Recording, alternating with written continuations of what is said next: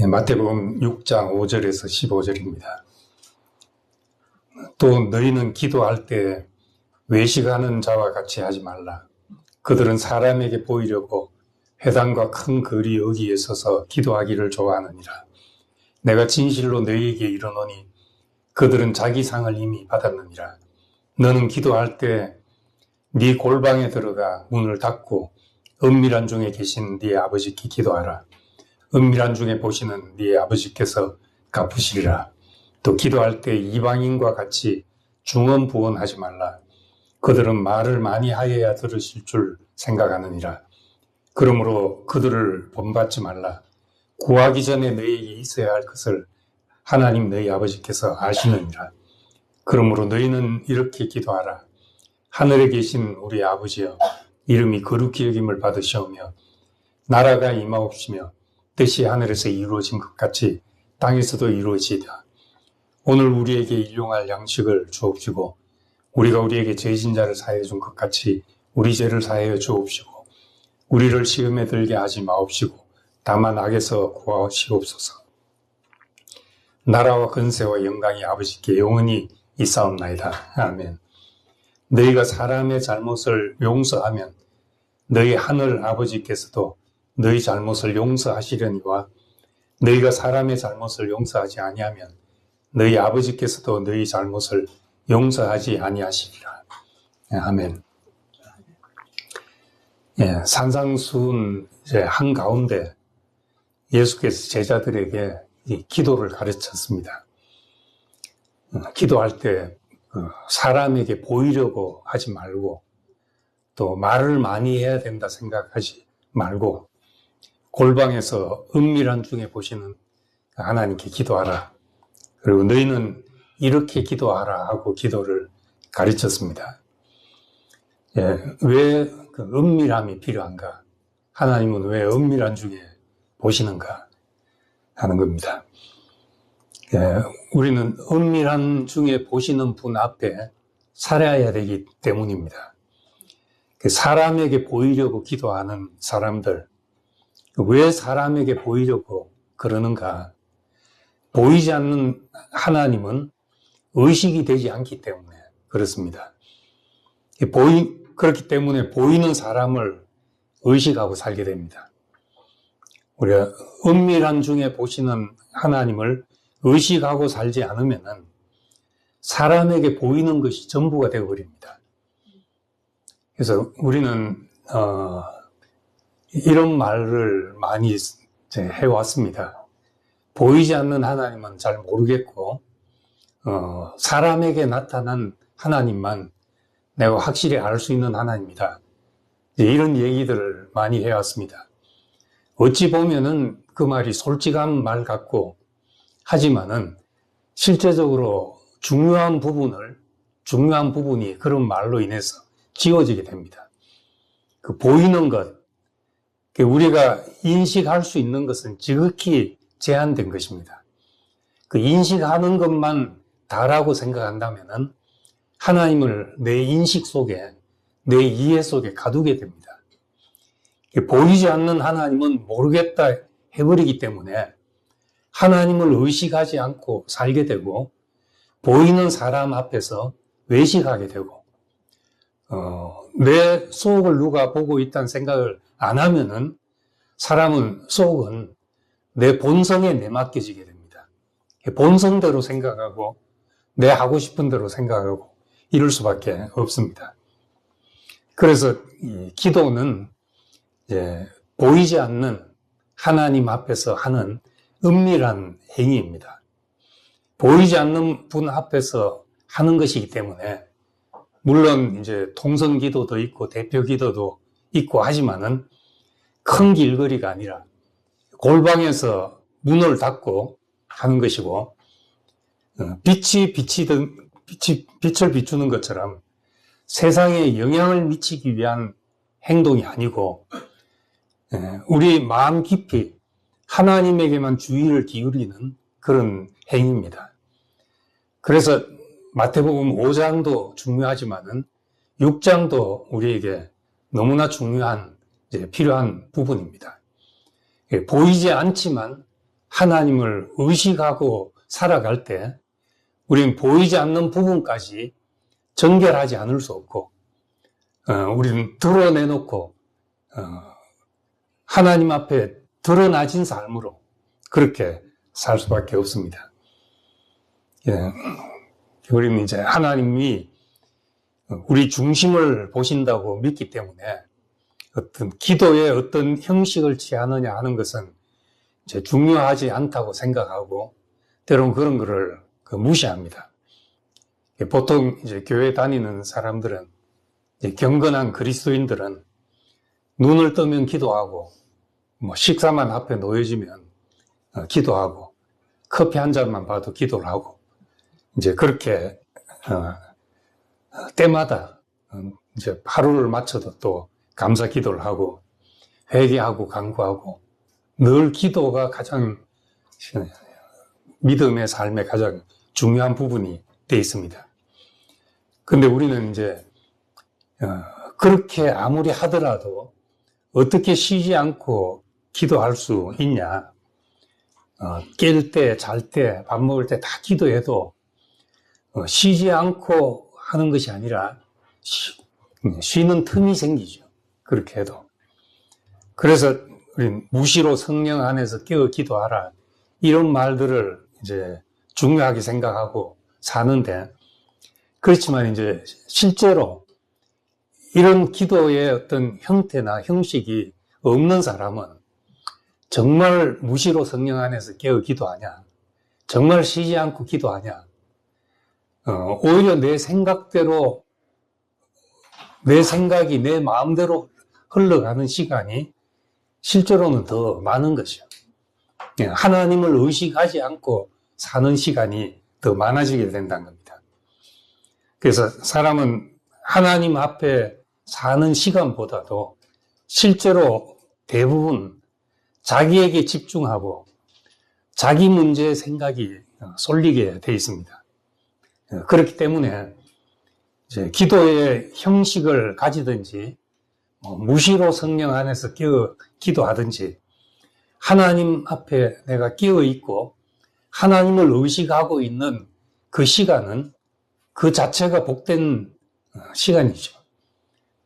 그래서 우리는 기도 안 한다는 것을 자랑할 필요도 없고 또 기도한다는 것을 물론 그것을 내놓고 자랑할 이유는 없지만은 중요한 것은 하나님을 의식하고 그 앞에서 내 마음이 비춰지고 드러나 있는 그 시간이 어떤 형태를 취하든지 소중한 시간이라는 걸 볼 수가 있습니다. 복음서 중에는 누가복음이 기도에 대해서 가장 많이 말씀을 하고 있습니다. 예수님의 삶을 기록했지만은 누가복음은 바울과 함께 이방 선교를 함께 하고 어떤 그 사역을 염두에 두고 있었던 사람이기 때문에 예수님께서 기도하신 모습을 가장 많이 이제 포착을 했고 요한복음은 기도하신 내용은 있지만은 예수님의 기도에 대해서 가르치거나 이런 내용이 전혀 없습니다. 누가복음 11장에는 요한이 자기 제자들에게 기도를 가르치신 것 같이 우리에게도 기도를 가르쳐 주십시오. 이렇게 제자들의 요청으로 하신 말씀이 주님 가르치신 기도입니다. 예수님이 평소에 제자들에게 막 기도하라고 이제 독려하고 다그치고 하진 않았지만은 자신은 늘 기도하셨고 기도의 대상이 있으셨습니다. 누가복음 22장 39절에 보면 예수께서 나가사 습관을 따라서 감람산에 가시며 그 습관을 따라서 늘 그렇게 기도했다고 말씀하시고 마가복음 1장에서는 아직 새벽도 밝기 전에 마가복음 1장은 사역을 시작하실 때잖아요.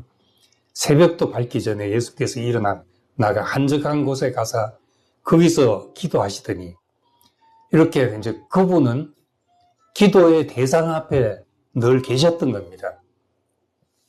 그러니까 내가 아버지께서 하라고 하시니 내가 나도 일한다. 아버지께서 하라고 하신 일을 내가 한다. 그 자신에게 일을 위임하고 사명을 주시고 또 그 함께 교통하는 대상이 늘 계셨던 것을 봅니다. 우리는 이제 기도에 대해서 어떤 부정적인 면을 많이 보아왔습니다. 기복적인 기도, 또 내 문제를 해결해 주기 위해서 떼쓰는 그런 기도, 부흥회 때나 이런 소리 지르면서 하는 좀 광신적인 그런 기도, 이런 것 때문에 그런 것 때문에 우리가 하나님 앞에 있는 하나님을 의식하는 시간 자체가 우리에게 사라져 버린다면 나무에 있는 벌레 한 마리를 잡으려고 나무를 잘라버리는 그런 것과 이제 같은 것이 되어버립니다. 예수님이 기도하신 까닭은 하나님 아버지와 친교를 맺고 그 뜻 앞에 복종하기 위함이었습니다. 우리가 기도해야 되는 까닭은 예수 그리스도의 중보를 힘입어서 아버지 앞으로 가기 위함인 것입니다. 그래서 히브리서 4장 16절을 보면 우리가 그의 긍휼하심을 받고 때를 따라 돕는 은혜를 얻기 위하여 은혜의 보좌 앞에 담대히 나갈 것이다 말합니다. 나를 따르라 하고 우리를 이끌어 가신 자리, 우리를 인도하신 자리는 아버지 앞으로 인도하는데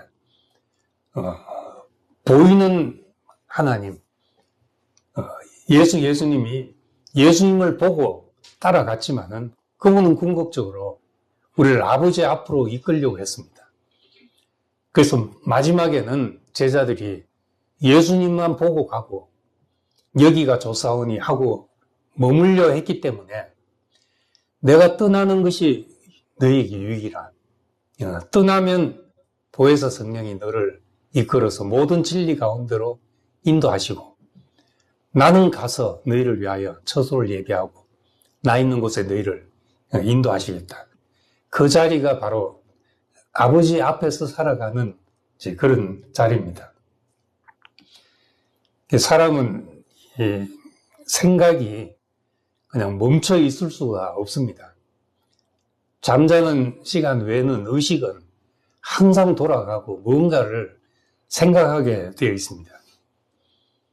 이왕 생각이 계속 돌아간다면 우리의 생각의 중심에 예수가 있고 하나님과 내가 내 마음을 쏟고 관계 맺는 그 시간이 이제 복된 일이 될 것이라는 겁니다. 그래서 오늘 이 말씀을 보면서 우리가 그동안 이제 어떤 그런 보이지 않는 하나님에 대해서 모르겠다 그래버리고 중요하지 않다고 생각해 버림으로써 우리에게 지워졌던 부분을 다시 좀 복원해야 될 필요를 느끼게 됩니다. 제가 몇 년 전에 기도 열심히 하시는 분하고 한 열흘 이렇게 같이 지내게 됐습니다. 이분은 매일 기도하면 오늘 일에 대해서 하나님께 물으면 하나님이 이래라 저래라 그렇게 지시를 하고 하나님의 말씀을 듣고 자기는 움직인다 이러는 분입니다.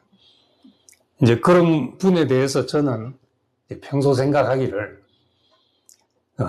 하나님이 대답을 하셔도 하나님이 나한테 이렇게 대답하신다고 내가 이해할 때는 그건 이미 내가 그렇게 이해한 것이 아니냐.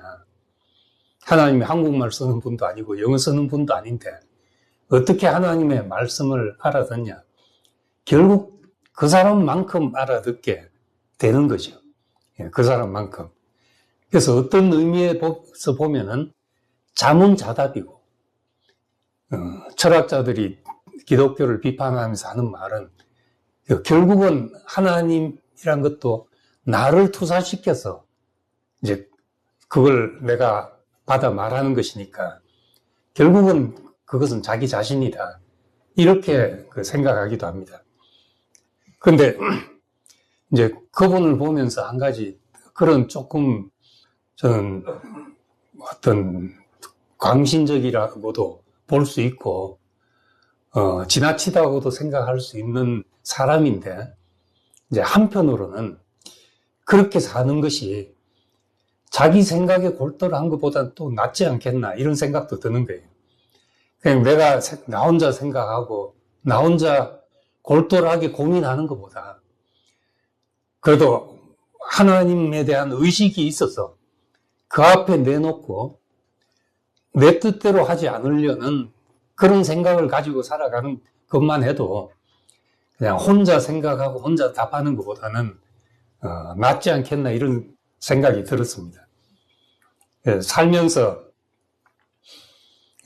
하나님이 어떻게 하실까를 생각하며 결정한다면은 훨씬 더 결국 내가 하더라도 순수한 결정을 할 수 있다는 생각이 들고 살면서 이렇게 하나님이 의식이 되어 사는 사람은 나쁜 생각을 하기가 힘들지 않겠습니까? 시편 고백대로 내 평생에 선하심과 인자하심이 반드시 나를 따르리니 이런 고백을 하고 사는 사람은 염려나 헛된 생각에 사로잡혀 있지 않게 된다는 겁니다. 그래서 예수께서 제자들에게 이렇게 기도하라고 가르쳤습니다. 이건 어떤 기도의 샘플을 보여주는 것이라기보다 예수님 자신의 기도고 제자 공동체들의 목표기도 했습니다.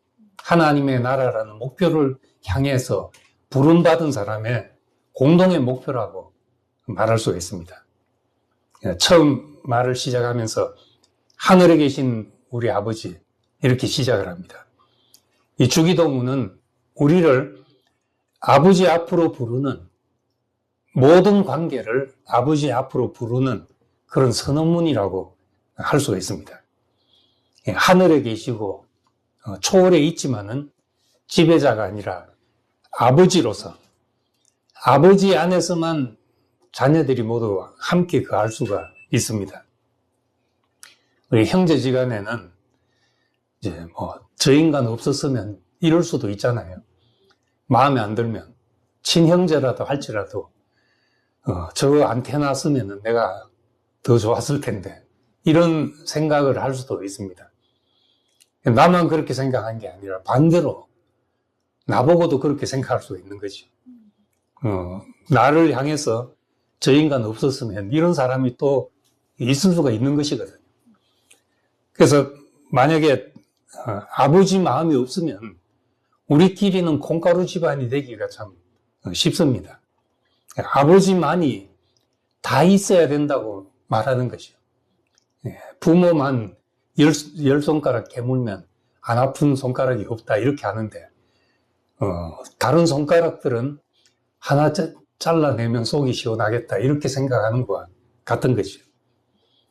시편 84편에 있는 대로 주의 제단에서 참새도 제 집을 얻고 제비도 새끼 둘 보금자리를 얻었습니다. 내가 주의 전에서 문지기로 살아도 행복합니다.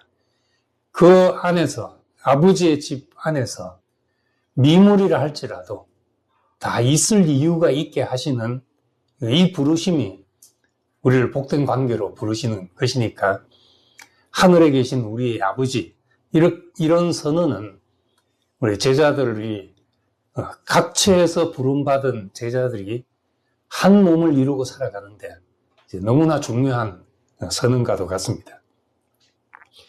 주기도문 전반부는 하나님의 이름이 거룩히 여김을 받고 나라가 임하시고 뜻이 땅에서도 이루어질 것을 말씀하고 후반부는 일용할 양식을 주시고 우리를 용서하시고 우리를 악에서 보호하시고 이런 말씀을 합니다. 앞은 하나님의 영광이고 뒤는 우리의 삶입니다. 구체적인 삶입니다. 이것이 분리되어 있지 않음을 보여주고 있고 어느 한쪽만 치우쳐서 살아가지 않게 우리의 균형을 잡아주는 말씀입니다. 하나님의 뜻이란 것은 이 추상적인 이상이 아니고 우리 현실 속에서 구현되는, 우리의 일상 속에서 구현되는 현실이죠. 그래서 죄와 죽음은 관계의 단절인데 반대로 구원과 생명은 관계의 회복이라고 볼 수 있습니다. 이 주기도문도 관계의 회복으로 보면은 그래, 하나님과의 관계 회복, 또 세상과 자신과 타인과 모든 것을 정상적인 위치로 돌려서 복된 관계를 누릴 수 있는 사람으로 되돌리는 말씀으로 그렇게 해석할 수 있습니다. 우리 대전교회는 한동안 계속 주기도문을 매일 올리셔가지고 오늘 이 말씀을 위해서 예습을 하시나 그런 생각을 했는데 생각할수록 이 말씀은 중요한 말씀이고 교회 다니신 분들은 그 습관처럼 매일 주문처럼 입에 되뇌이지만은 하나하나 음미하면 우리의 전생애를 담을 수 있는 그런 말씀이기도 합니다. 하나님과 관계가 어떻게 회복되는가? 그것은 내 인생에서 당신의 이름이 거룩히 여김받고 그의 통치가 내게 임함으로써 사랑과 하나님의 관계가 회복되는 겁니다. 그래서 내가 속한 자리에서 모든 질서가 다시 하나님의 방식으로 회복해 하시도록 회복해 되게 하소서 하는 그런 강구입니다. 어린아이를 기도하라고 하면은 자기 필요한 것 이야기하지 않겠어요. 장난감, 아이스크림, 자기 좋아하는 것밖에 떠올리지 않는데 우리가 성숙해서 기도한다는 것은 하나님의 뜻을 알고 기도하는 것이니까 그 뜻이 땅에서도 내 인생에서도 당신의 통치가 이루어지게 하소서 하는 것이 예수님의 첫 번째 기도였습니다. 그리고 뜻이 땅에서도 이루어지다 하는 말씀은 세상과 관계에서도 이 땅은 잘못했기 때문에 심판받고 버리기 위해서 있는 것이 아니라 하나님의 구원의 경륜 안에서는 회복하기 위해서 있는 것이죠. 그래서 경건은 세상을 등지는 것이 아니고 은밀한 골방에서 시작된 기도가 세상을 향한 우리의 책임감 있는 행동으로 이어져서 세상과 제자의 올바른 관계가 정립되는 것이 이것이 이제 주님의 그 소원이셨습니다. 그리고 세 번째는 이제 자신과의 관계. 우리의 결핍에서 자족으로 그렇게 가게 하는 말씀입니다. 일용할 양식을 주옵시고 했는데 우리가 왜 결핍을 느끼는가? 그릇이 큰 데는 아무리 담아도 차지 않지 않습니까? 내가 평생 먹을 것을 보장받으려고 하면은 지금 아무리 모아도 차지가 않을 겁니다. 근데 여기 말씀한 대로 일용할 양식을 주시고 만약에 그렇게 살아간다면은 이 마음으로 살아간다면은 우리는 우리가 구해야 될 범위가 좁아지고 내일을 염려하면서 항상 모자랐던 데서 우리가 벗어나서 오늘의 양식으로 우리가 차고 넘치는 삶을 살 수 있게 된다는 겁니다. 내일에 대한 불안 때문에 내일 양식을 걱정하니까 항상 불안한 것인데 예수님의 말씀대로 이 기도를 하다 보면 오늘 양식을 주시고 이렇게 기도하다 보면은 늘 내 잔이 넘치나이다. 이 말을 매일 하고 살 수 있지 않겠습니까? 물론 이제 이 다음번에 나오는 말씀에 그 염려하지 말라는 말씀에서 우리가 좀 더 구체적으로 생각해 봐야 되는데 지금 시대에 불확실한 이 시대에 어떻게 내일을 생각하지 않고 살 수 있는가? 당연히 내일도 생각하고 있으면 저금도 하고 연금도 들고 물론 그렇게 살아야 되죠. 예, 그렇지만은 이거는 뭐 그걸 넉넉하게 내일을 준비하냐 안 하냐 보다도 내가 누구 앞에 살아가냐 하는 문제입니다. 내 인생의 주권이 누구에게 있냐 하는 문제지요. 하나님에게만 예수에게만 매인 사람으로 하나님에게 굴복된 하나님께 주권이 있는 사람으로 살아간다면은 내가 염려해서 내 일을 보장하고 그렇게 하지 않을 것이라는 말씀입니다. 그래서 일용할 양식만 생각한다면은 내가 염려하고 고민하는 모든 것이 확 줄어들게 되고 바울의 표현대로 어떠한 형편에 처하든지 내가 자족하기를 배웠다. 이렇게 말한 사람이 될 것입니다. 이는 오늘을 선물로 받은 사람의 삶으로 부르는 이제 그런 기도입니다. 그 다음에 이제 타인과의 관계에서 우리가 우리에게 죄 지은 자를 사하여 준 것 같이 우리 죄를 사하여 주시고, 이 주기도문에서 가장 중요한 중추적인 부분이기도 합니다. 이 문장 그대로 보면은 우리가 다른 사람을 용서했으니까 우리도 용서해 주십시오. 마치 우리가 서로 용서하는 것이 하나님의 용서의 선행 조건으로 오해될 수 있는 그런 표현입니다. 그러나 이 기도는 이제 생명의 근원이신 분께 연결되어서 우리의 생명의 관을 통해서 하나님의 공급과 교통이 일어나는 그런 일이기 때문에 내 안에서 화해가 일어나지 않은 지점이 있다면은 그건 우리 몸으로 비유하자면은 혈관이 하나 막혀 있는 것과 같은 것이죠. 뭐 수많은 혈관 중에 하나 막히면 어떠냐 하지만은 이 하나님의 나이 들수록 우리 혈관 건강이 매우 중요하잖아요. 뭐 당뇨, 고지혈 이런 것도 사실 문제되는 건 다 혈관이 문제되고, 뭐 심장 내출혈 이것도 다 혈관이 막혀서 생기는 거잖아요. 하나님과 사람과 사람의 관계가 막히는 것은 혈관 막히는 것과 같죠. 하나님과 관계가 막히는 것은 대동맥이 막히는 것 같고, 우리 형제들 뭐 말초혈관 하나 막혀도 나중에는 그것이 심해지면은 우리가 공급이 안 되면 내 살이라도 뭐 썩게 되는 상황까지 간다는 겁니다.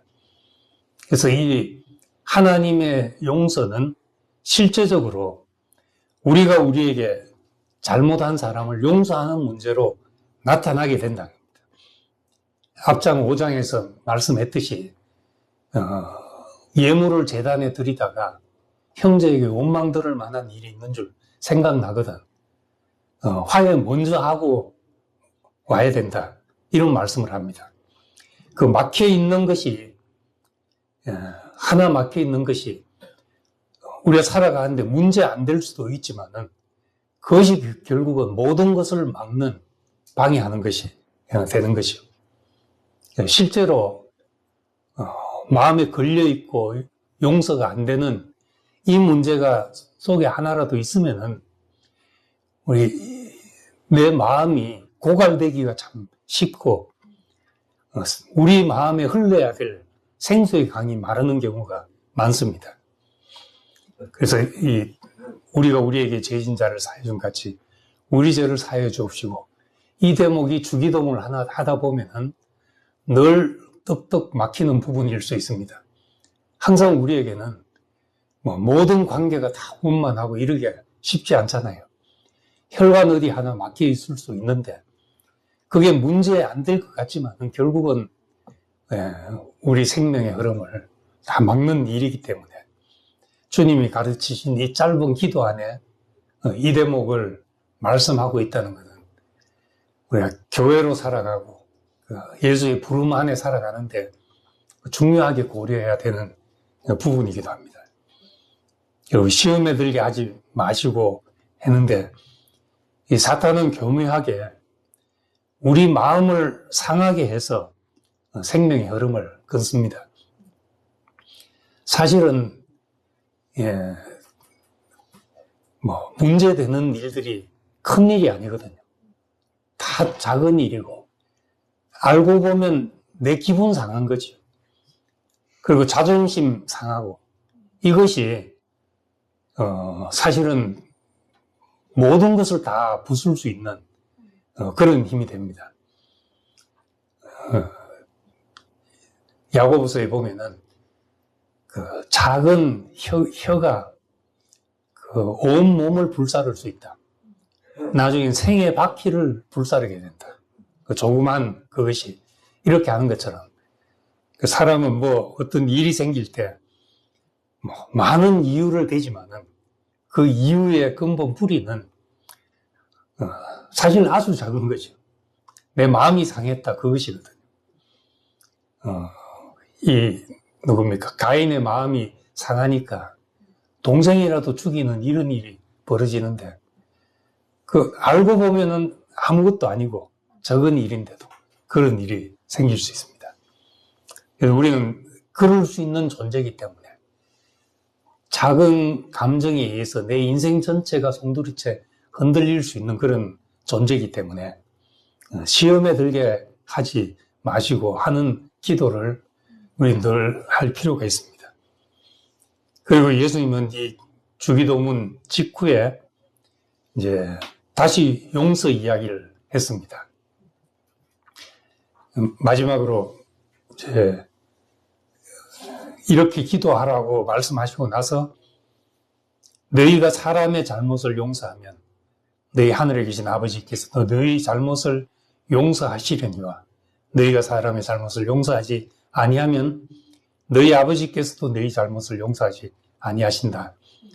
이 말을 주기도문 다음에 덧붙이고 있습니다. 말한 대로 주기도문에 이 용서의 대목은 우리 인생을 풀어나가는데 매우 중요한 대목이기 때문입니다. 여기서 이제 이 주기도문의 핵심은 모든 관계가 회복돼서 혈관이 건강해진 것처럼 하나님을 아버지로서 그 관계가 회복된 사람은 내 인생의 주변에 내 인생에 관계된 모든 사람들과 화평을 누려야만 하나님이 우리 인생에 주신 축복이 다 흘러내릴 수 있는 그런 자리로 가게 된다는 말씀입니다. 주님이 이렇게 기도를 가르쳤지만은 사실은 제자들은 이 기도를 할 수가 없었습니다. 이 기도를 했다는 말이 나오질 않습니다. 그리고 마지막에 겟세마네 동산에서 내가 심히 고민해서 죽게 됐다. 나와 함께 기도하자. 이렇게 말씀하셨어도 제자들은 예수님의 기도에 동참할 수가 없었습니다. 예수님은 할 수만 있거든 이 잔을 지나가게 하시옵소서. 그러나 내 원대로 마옵시고 아버지의 원대로 하시옵소서. 이렇게 기도하시고 뜻이 하늘에서 이루어진 것처럼 땅에서도 이루어지게 하소서 하고 기도했지만은 제자들의 기도는 하고 싶었던 기도는 그 기도가 아니었던 겁니다. 내 이름이 거룩히 여김을 받고 내 나라가 임하고 내 뜻을 들어주십시오. 이런 마음이었기 때문에 기도의 자리에 같이 앉아 있어도 기도에 동참될 수가 없었던 사람들입니다. 그러니까 사실 기도하라 하지 말라는 말이 필요가 없었죠. 근데 언제부터 제자들은 기도할 수 있게 됐는가? 이제 부활하시고 성천하신 다음에 그 다음에는 기도하라고 말하지 않았는데도 제자들이 모여서 전적으로 기도에 힘썼다고 그렇게 사도행전 1장에 표현하고 있습니다. 어떻게 제자들이 이렇게 바뀌었는가? 죽을 지경이 돼서 나와 같이 기도하자 해도 기도 못하던 사람들이 이제는 기도하라는 말이 없어도 모여서 전적으로 기도에 힘쓰는 사람이 되었다. 그 달라진 것은 이제는 십자가 뒤에 있는 예수의 부활과 성천의 영광이 보였기 때문에 그렇습니다. 그래서 우리가 참으로 그의 나라가 임한 것이 우리에게 보이고 그의 이름이 거룩히 여겨지는 것이 보이면은 그게 우리 소원이 되게 돼 있는 겁니다. 사람은 내 본 것 중에 가장 좋은 것을 보물로 여기고 그걸 밤낮 생각하고 그것을 구하게 돼 있습니다. 세상 영광이 크게 보이면 우리는 당연히 거기에 사로잡히는 사람이 되는 것이고 하나님의 영광이 보이면 뭐 천만금을 준다 해도 우리는 그 영광에 사로잡힌 사람이 되어서 밤낮 그것을 구하는 사람이 되죠. 좋은 집 한 채가 소원인 사람은 길거리 가면 집만 보이게 됩니다. 좋은 차를 타고 싶은 사람은 길에서 차만 보이게 되죠. 남자들은 차고 여자들은 가방이라 그러는데 좋아하는 거죠. 여자들은 가면 가방이 다 보이는 모양이에요. 근데 대부분 남자들은 아마 여자들은 무슨 가방 들고 다니는지 별 관심이 없을 거예요. 차가 무슨 차냐, 이게 남자들이 좋아하는 거니까. 그런데 그 사람은 사실 기도의 형식을 취하지 않더라도 그것을 구하고 있는 사람과 같은 것입니다. 내가 가장 좋아하는 것, 가장 영광스럽게 생각하는 것, 그것이 결국 그 사람의 기도가 되는 거죠. 제자들은 주님의 부활과 성천의 그 영광을 받기 때문에 이제 땅 위에서 다른 것을 구할 수가 없는 사람이 됐던 겁니다. 뭘 해도 만족이 되지 않고 뭘 해도 배부르지 않는 사람이 됐던 거죠. 그래서 이 영광스러움이 우리를 사로잡아서 우리를 하나님 앞에 있는 사람이 되게 하고 보이지 않지만 은밀한 중에 보시는 그 하나님이 늘 의식이 되어 있는 사람으로 살게 된다면은 이제 그건 우리를 정결하게 하고 사람 앞에서 어떻게 보이냐 이거 크게 중요하게 생각하지 않고 살 수 있게 되는 것이죠. 마태복음 5장은 빛이 비쳐서 모든 사람을 보게 하는 일을 말씀했습니다. 근데 6장은 이제 사람의 시선을 의식했던 자리에서 우리를 골방으로 들어가게 해서 은밀하게 골방에서 은밀한 중에 보시는 그 하나님 앞에 마음을 쏟는 사람을 이제 보여주고 계신 겁니다. 꼭 그런 태도로 사람 앞에 설 때 실제로 사람 앞에 서도 진정성이 느껴지게 되죠. 사람을 의식하고 하는 행동하고 하나님 앞에서 살아가는 사람의 행동은 우리 진정성이 다르게 느껴집니다. 그렇기 때문에 우리는 이 6장의 이 말씀이 사람 앞에서 살아가는데도 얼마나 중요한지를 우리는 다시금 느끼게 합니다.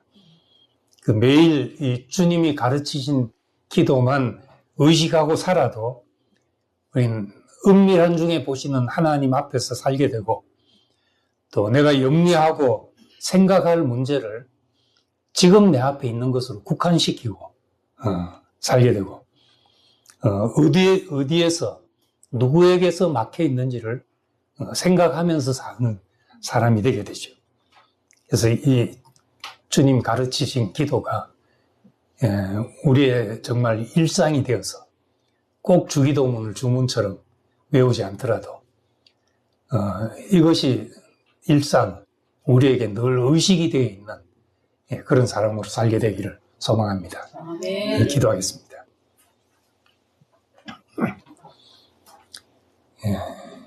은혜로우신 아버지 하나님, 우리는 늘 눈에 보이는 것밖에 생각하고 살 수밖에 없는 사람인데 은밀한 중에 보시는 하나님이 계시고 우리가 그 앞에서 살아갈 수 있도록 우리가 주님이 그렇게 기도를 가르치신 것을 감사드립니다.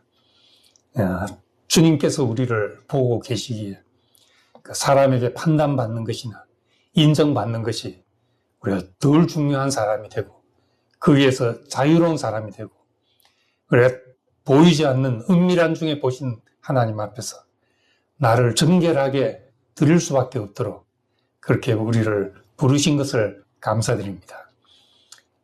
이 하나님 아버지 앞에서 우리가 더 한 마음이 되게 하시고 우리 안에서 막힌 것이 없이 주께서 우리에게 주신 복이 모든 사람에게 흘러내릴 수 있게 되기를 원합니다. 주님, 우리의 기도가 의식과 형식을 넘어서서 우리의 소원이 되게 하시고 주님이 말씀하신 그 모든 것이 우리의 소원과 우리의 강구가 되어서 우리가 사람 자체가 그런 사람으로 사는 자리에 이르기를 원합니다. 오늘도 당신이 가신 길로 우리를 부르신 것을 감사드리며 예수님 이름으로 기도드립니다. 아멘. 감사합니다.